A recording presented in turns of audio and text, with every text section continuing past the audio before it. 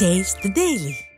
சென்னை கீழ்ப்பாக்கம் அரசு மருத்துவக் கல்லூரி மருத்துவமனையில் பெண்ணுக்கு மதுபோதையில் பாலியல் தொல்லை அளித்த நபர் சிக்கினார். ராணிப்பேட்டை மாவட்டத்தைச் சேர்ந்த சதீஷ்குமார் மதுபோதையில் சென்னை கீழ்ப்பாக்கம் அரசு மருத்துவமனையில் புகுந்து அங்கு உள்நோயாளியாக சிகிச்சை பெற்று வந்த 50 வயது பெண்ணிற்கு பாலியல் தொல்லை அளித்துள்ளார். இது தொடர்பான புகாரில் பெண் வன்கொடுமை தடுப்புச் சட்டத்தில் பிடிபட்டார். இதே மருத்துவமனையில் புத்தாண்டு அன்று மதுபோதையில் மருத்துவக் கல்லூரி 3ஆம் ஆண்டு மாணவிக்கு பாலியல் தொல்லை கொடுத்த ஒருவர் சிக்கியிருந்தார். தற்போது அதே நோயாளிகள் வார்டுக்குள் மீண்டும் ஒரு பாலியல் தொல்லை சம்பவம் அரங்கேறி இருப்பது விடியா திமுக அரசின் மாரத்தான் அமைச்சரின் நிர்வாக திறனை வெட்ட வெளிச்சமாக்கியுள்ளது.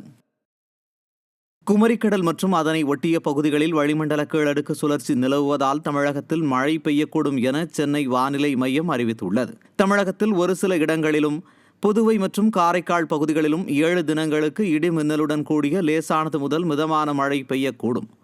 குறிப்பாக நாளை தேதி தூத்துக்குடி, திருநெல்வேலி மற்றும் கன்னியாகுமரி மாவட்டங்களில் ஓரிரு இடங்களில் கனமழை பெய்ய வாய்ப்புள்ளது. சென்னையை பொறுத்தவரை அடுத்த 48 மணி நேரத்திற்கு நகரின் ஒரு சில பகுதிகளில் இடிமின்னலுடன் கூடிய மிதமான மழை பெய்ய வாய்ப்புள்ளது.